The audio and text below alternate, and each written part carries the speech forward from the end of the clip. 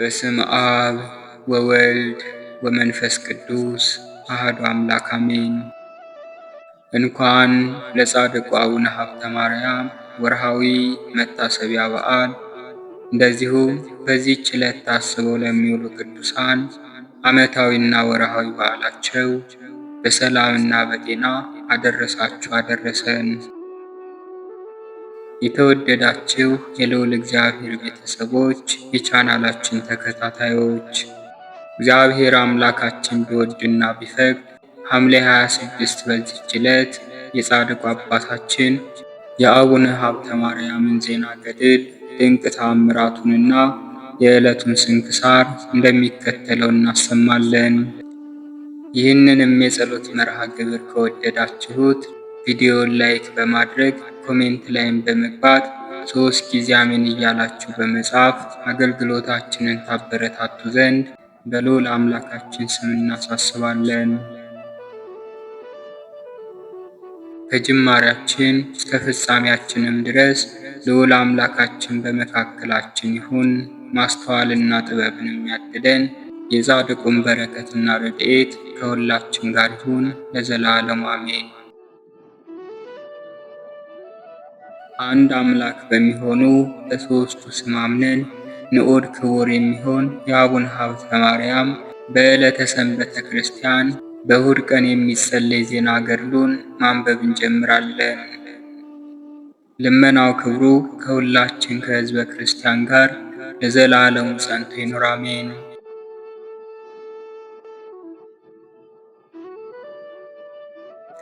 ከዚህ በኋላ ቀኝ ግራውን ፊት ኋላውን ትምህርተ መስቀል እያማተበ ይጸልይ ጀመር። ያን ጊዜ ክብር ምስጋና ይግባውና ጌታችን ኢየሱስ ክርስቶስ ተገለጠለት።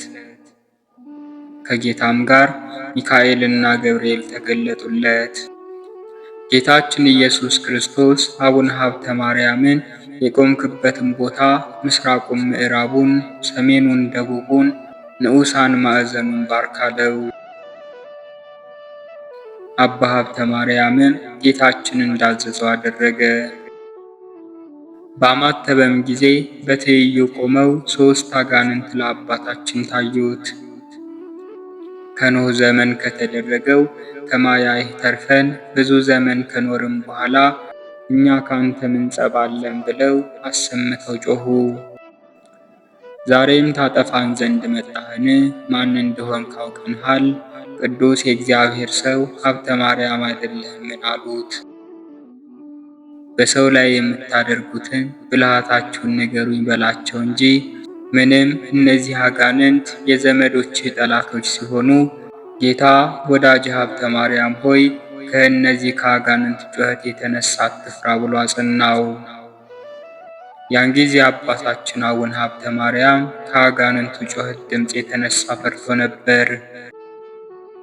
አባታችን አቡነ ሀብተ ማርያምም እነዚያን የተረገሙ አጋንንት የሀገሩን ሰዎች እያሳታችሁ የምታጠፉ እናንተ ከወዴት የተገኛችሁ?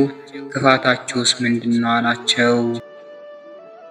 ከክፉዎቹ አንደኛው ጋኔን ለአባታችን ለአቡነ ሀብተ ማርያም ክርስቶስ በሥጋ ከመወለዱ አስቀድሞ በዚህ ሀገር ያሉትን ሰዎች እኔ ፈጣሪያቸው ነኝ እያልኩ ሳታልላቸው ኖርኩ ብሎ መለሰለት። ክታብ መጻፍን፣ ቅጠል መበጠስን፣ ሞቶ ያደረውን ከብት መብላትን፣ የሰው ደም መጠጣትን፣ የሰው ሥጋ መብላትንም አስተማርኳቸው። በወፍ እንዲያሟርቱ ጣዖትን እንዲወዱ አደረግኳቸው። በሚሞቱበት ጊዜ ግን ፍዳ ወዳለበት ወደ ሲኦል አወርዳቸዋለሁ አለው። እንደዚህም ባለ ሥራ ሳለው ክርስቶስ ተወለደና ከብዙ ዘመን በኋላ ተክለ ሃይማኖት የሚባል እንዳንተ ኃይለኛ ሰው መጥቶ ከኢየሱስ ክርስቶስ በቀር ለእኔ እንዳይገዙ ኃጢአታቸውን አስተስርዮላቸው ከጥፋት ጥበብ ለይቶ አስተማራቸው። ነገር ግን ያን ጊዜ በብዙ አዘንኩ። ሥራውንም አይቼ በምገድለው ገንዘብ እገድለው ዘንድ እየተተናኮልኩ በምገድልበት ገንዘብ እገድል ዘንድ ፈለግኩ። እርሱም ይበረታብኛልና ተሳነኝ እንጂ። የሚገዙልኝን ወገኖቼንም ቀማኝ። ሁለተኛ ወንድም የሚወጣው ዘንድ በዘንዶ ተመሰለ። እርሱም በመስቀል ባማተበበት ጊዜ ተሰንጥቆ ሞተ። እኔም ከእርሱ የተነሳ ስለፈራው ሸሽቼ ተሸሽጌ መንደር ለመንደር ስቅበዘበዝ ኖርኩ። ተክለ ሃይማኖት የሚባል ያ ሰው ከሞተ በኋላ ወደዚህ ብመለስ ወገኖችም መንኩሶ አገኘኋቸው። እጅግ አዝኛለሁና በብልሃት ያስታቸው ዘንድ እነርሱን እታገል ዘንድ ጀመርኩ። ነገር ግን እንደ ቀድሞ የኔ ብቻ ተገዢ ሊሆኑ አልቻሉም። ሆኖም ወደ ጭንቅ ነገር የምመራቸው ጥቂቶች ፈንታዬን አላጣሁም። አባታችን አቡነ ሀብተ ማርያምም ያሳትካቸው ፈንታዎች እነማን ናቸው? ስማቸውስ ማን ይባላል? አለው። ሰይጣንም ካሉት ጀምሮ እስከ ሞቱት ድረስ እያንዳንዱ ስማቸውን እየለየ ነገሌ ነገሌ እያለ ስማቸውን እየጠራ ከሕፃን እስከ ሽማግሌ የሆኑትን ስማቸውን ቆጥሮ ነገረው። በፊቱም የእገሌ ኃጢአቱ ይህ ነው፣ የእገሌም በደሉ ይህ ነው እያለ የእያንዳንዱን የበደላቸውን መጽሐፍ አነበበ። አባታችን አቡነ ሀብተ ማርያምም በምን ሥራ ነው የምትተዋቸው? ምንስ ሥራ ቢሰሩ ነው የምትጠላቸው? ምንስ ሥራ ቢሰሩ ነው የምትጠላቸው? አለው። ያም ርጉም ሰይጣን እየሳቀ በጭንቅ ነገር ለአባታችን ለአቡነ ሀብተ ማርያም ነገረው። ያደረጉትን በደል ሁሉ ለካህን በተናገሩ ጊዜ እኔ ልሰውረው ስወድ ምክሬን በገለጡ ጊዜ ያን ጊዜ ትቻቸው ሸሻለሁ ብሎ ነገረው። አባታችን አቡነ ሀብተ ማርያምም እኔንስ በምን ታስተኛለህ? አለው። ያ ርኩስ መንፈስም አንተንስ ማሳተውና ስምህ በተጠራበት እንኳን መቅረብ አይቻለኝም ብሎ መለሰለት። ነገር ግን ከአንተ ተለይቼ ዘንድ አሰናብተኝ አለው። ጌታችን ኢየሱስ ክርስቶስም አቡነ ሀብተ ማርያምን ብዙዎችን ቅዱሳን አስቷልና በክፋቱ አታሰናብተው አለው። ከሰይጣን ከእግሩ በታች ያለውን መሬት ባርክ። ያን ጊዜ ምድር አፏን ከፍታ ተዋጠው፣ ጽኑ ፍዳ ወዳለበት ወደ ሲኦልም ታወርደዋለው። አባታችን አቡነ ሀብተ ማርያምም እግዚአብሔር እንዳዘዘው ከእርኩስ መንፈስ እግር ስር ያለውን መሬት በትምህርተ መስቀል ባረከው። ያን ጊዜ ምድሪቱ አፏን ከፍታ የርኩስ መንፈስ እየጮኸ አባ ሀብተ ማርያም ሆይ ምን አደረግኩ እያለ ሲጮህ ምድር አፏን ከፍታ ዋጠችው። በዚህ ዓለም እንደ እርሱ ያለ ክፉ መዓዛ የሌለ ክፉ ሽታ ወጣ። ምድርም አፏን ከፍታ እነዚያን ክፎችን አጋንንት እውጣቸው ዘንድ ፍቀድልኝ ብላ ወደ አቡነ ሀብተ ማርያም እንደዚህ እያለች ጮኸች። ያን ጊዜ ከዚያ ቆመው የቀሩ ሁለት አጋንንቶች እጅግ ፈሩ።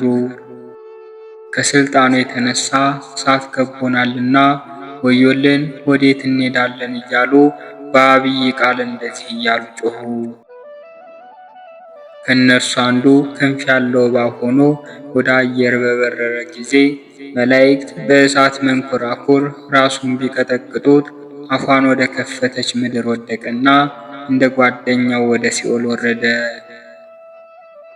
የቀረው ሦስተኛው ግን አባ ሀብተ ማርያም ሆይ ያደረግኩት ክፉ ነገር ሳይኖር ያለ ጊዜ እንዳታጠፋኝ በምታመልከው አምላክ አምኜሃለሁ። እኔ በዚህ ወራት ነው ከዚህ ሀገር የደረስኩት። ሀገሬ ግን የኖርኩባት አንጾኪያ ናት። በልጄ በዲዮቅልጥያኖስ ልብ ውስጥ አድሬ በውስጧ ብዙ ጊዜ ሥራ የሠራሁባት በመኳንንትም ሁሉ አድሬ በክርስቶስ ያመኑትን ክርስቲያኖችን የማጣላቸው በልጄ በዲዮቅልጥያኖስም አድሬ የምገላቸው እኔ ነኝ ብሎ ጮኸ።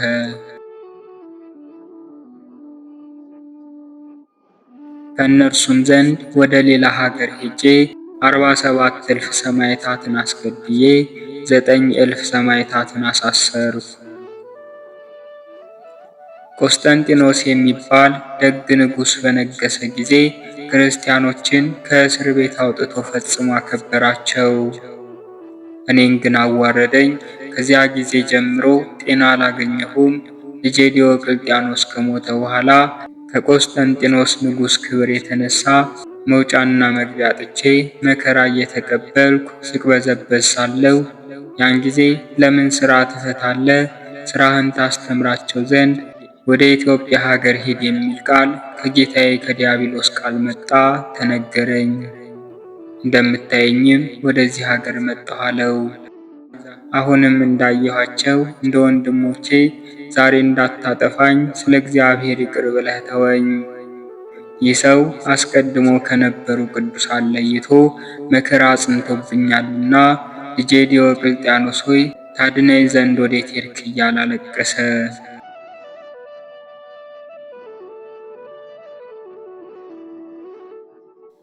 ያን ጊዜ ጌታችን ኢየሱስ ክርስቶስ አቡነ ሀብተ ማርያምን በሚፈረድበት ገንዘብ የሚፈረድበት ጊዜ አልደረሰምና ይህንን እስተዋለው። የጌታ ቃል እንደዚህ ብሎ በተናገረ ጊዜ ሰይጣን ከአባታችን ተለይቶ በኖ ጠፋ።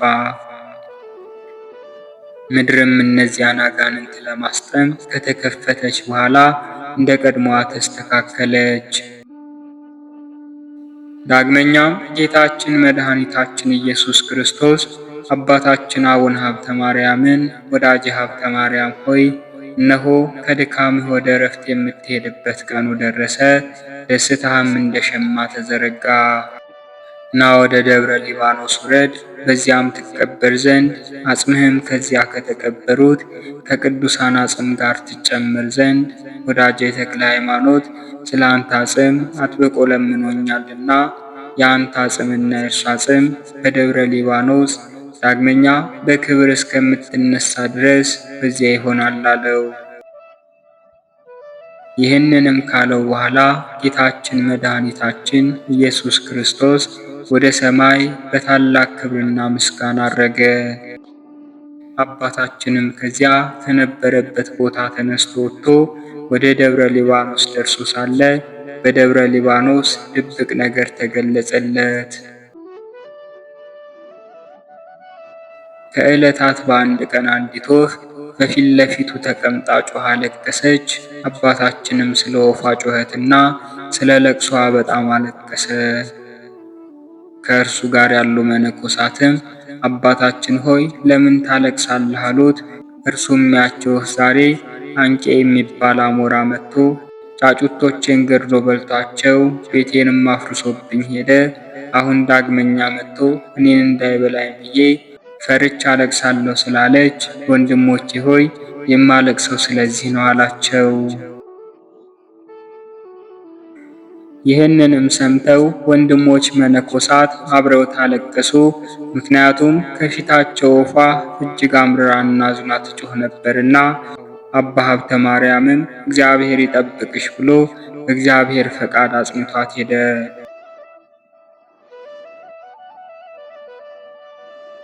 ዳግመኛ በእግዚአብሔር ፈቃድ ወደፊት እንደምትሰራ አውቆ የሴቶች መነኮሳትን ገዳም እየዞሩ እያዩ ሳለ ስሟ አጋት የምትባል ባህር ቃሏን ከፍ አድርጋ እግዚአብሔር ሰው ሀብተ ማርያም ሆይ የዚህ ሀገር ሰዎች በእኔ ላይ የሚያደርጉብኝም በደል ተመልከትልኝ።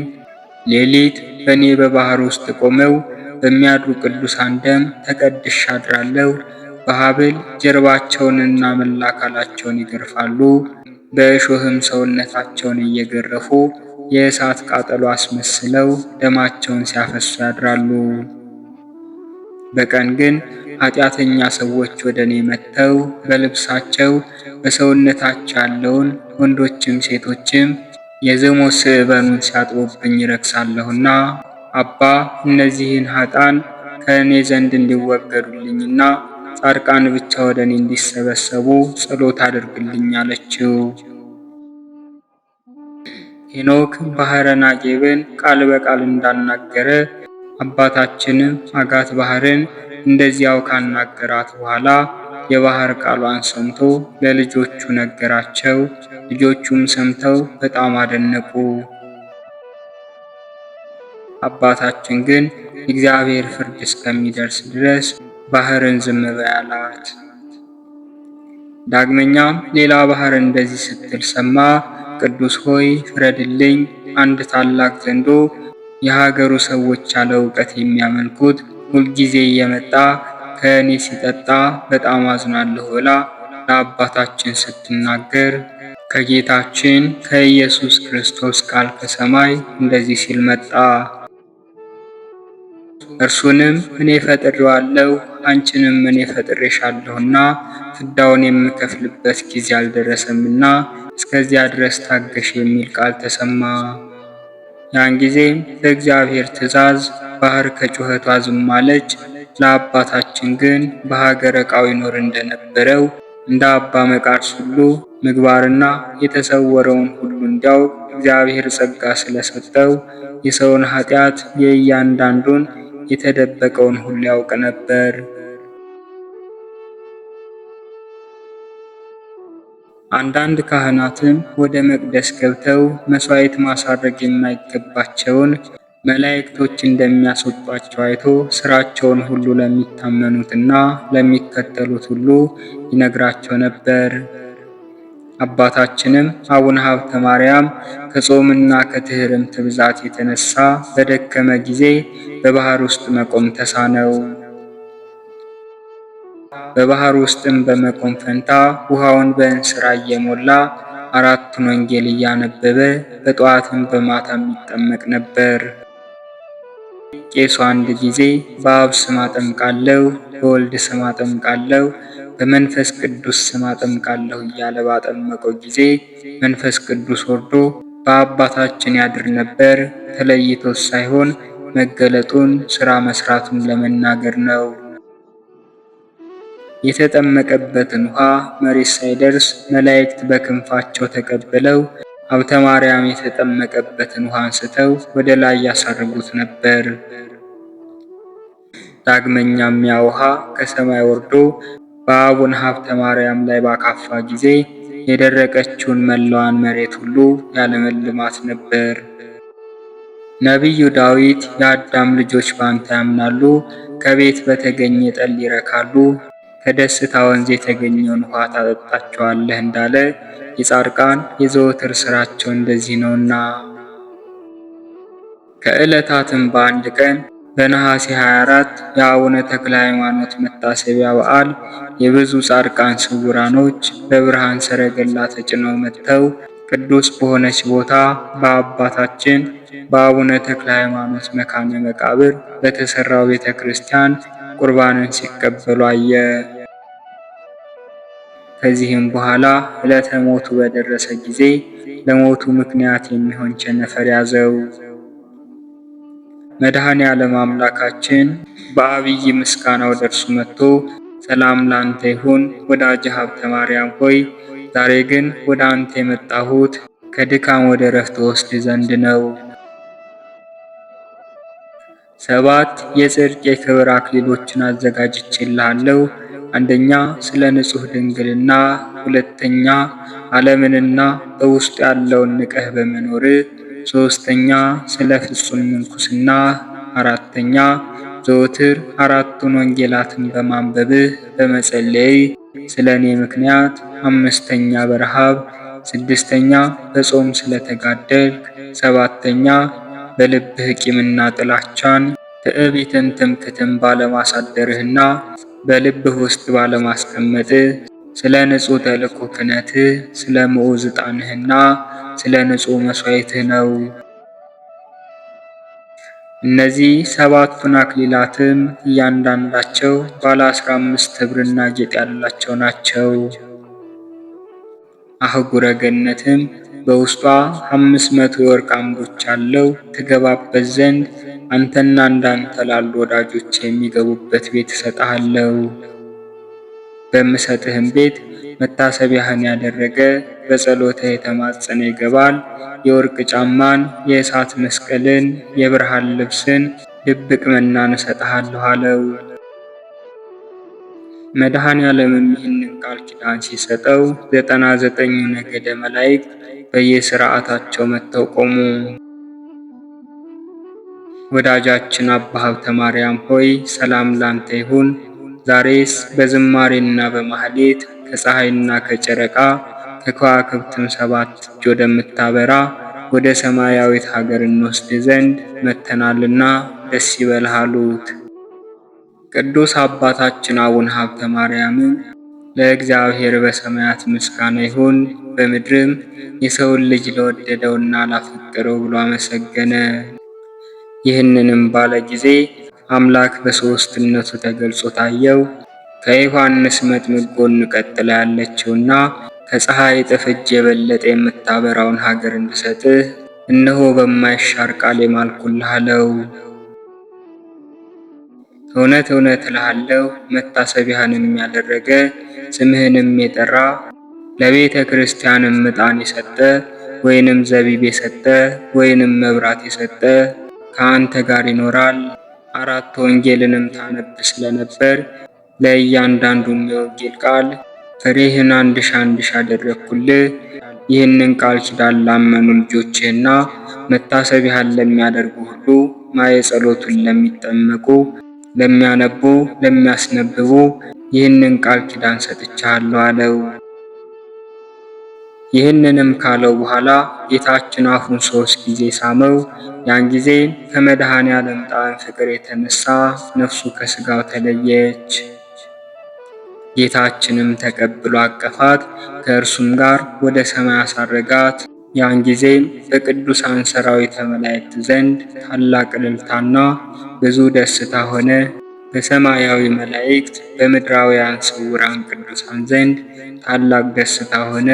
በሐሳበ ዕብራውያን በናኤብሮስታስ ሊኖር በ22 ቀን በኢትዮጵያ በ26 በኅዳር ወር የአባታችን የአቡነ ሀብተ ማርያም ነፍሱ ከሥጋው ተለየች። ያን ጊዜም ከአባታችን ከአቡነ ሀብተ ማርያም የሕይወት መንፈሳቸው ከወጣች በኋላ ካህናት በመልካም ልብስ ገንዘው በዝማሬ በማኅሌት ከቅዱስ አባታችን ከአቡነ ተክለ ሃይማኖት አጽም ጋር በጻድቁ መቃብር ቀበሩት። ለአብ ለወልድ ለመንፈስ ቅዱስ ክብርና ምስጋና ይድረሰው። ይህንን ታላቅ ጻድቅ ለሀገራችን መማፀኛ መማለጃ የሰጠን ስሙ እስከ ዘላለም ድረስ የተመሰገነ ይሁን።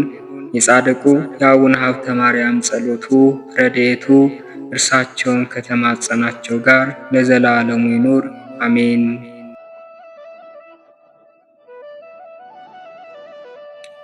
አንድ አምላክ በሚሆኑ በሦስቱ ስም አምነን ብፁዕ አባታችን አቡነ ሀብተ ማርያም ያደረገውን ተአምራቱን እንነግራችኋለን።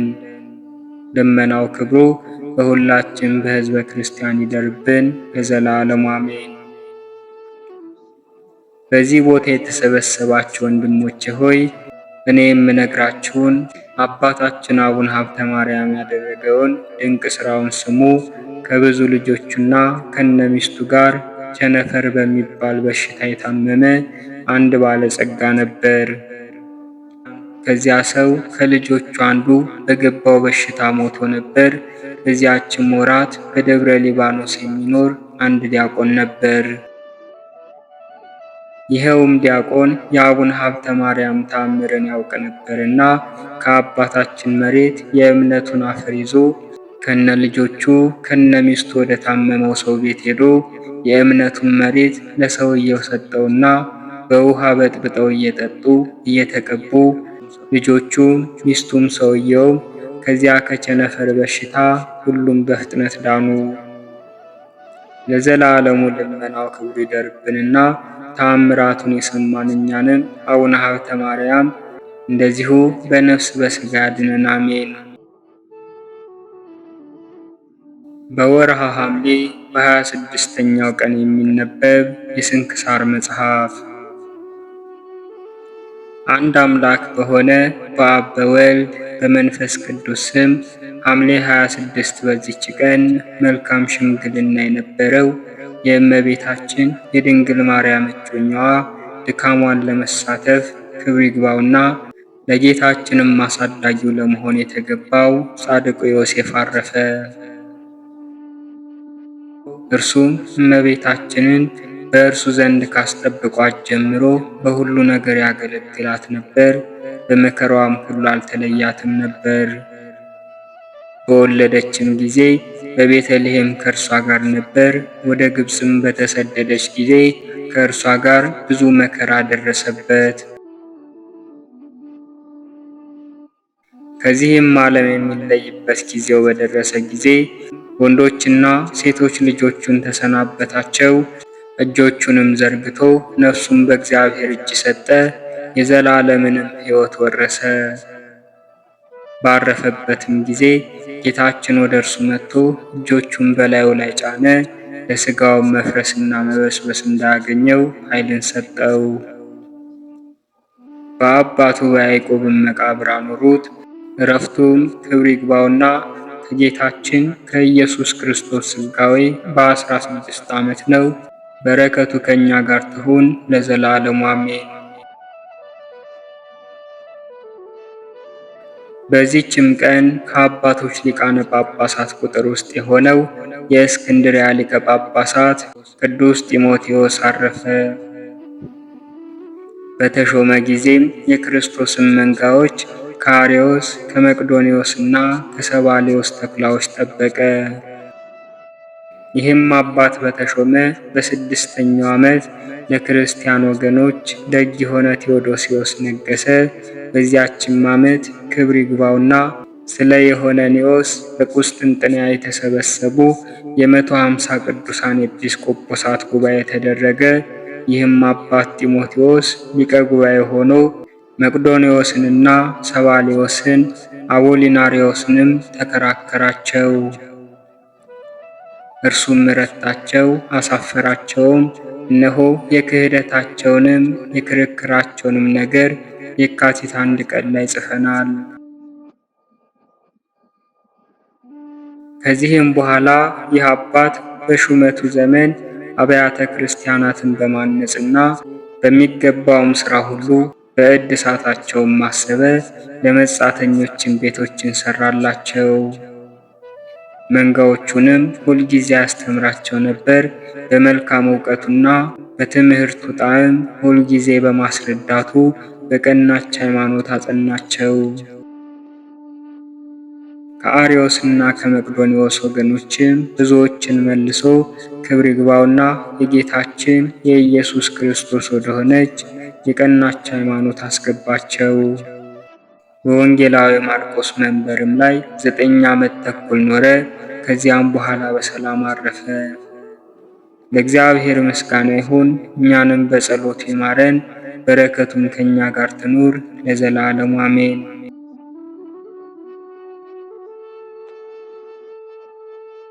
በዚህችም ቀን ለኢትዮጵያ ሀገር ብርሃንን የገለጠ ቅዱስ አባት አባ ሰላማ አረፈ።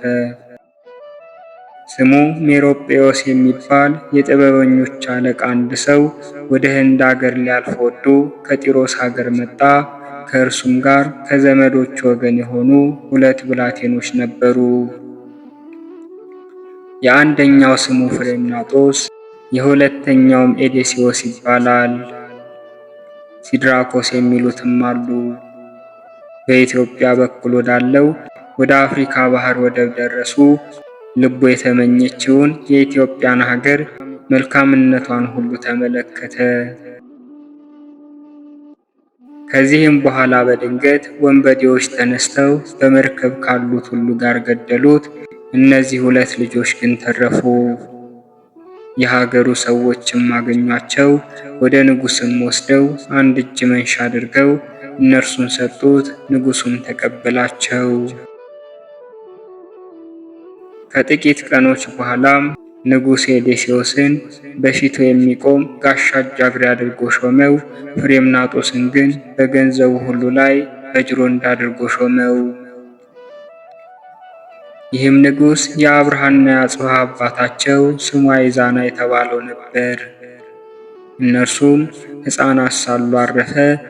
እነዚህም ለአካለ መጠን እስከሚደርሱ ድረስ የንጉሡን ልጆች እያሳደጉ ኖሩ። ክብር ይግባውና በክርስቶስ ማመንንም አስተማሯቸው።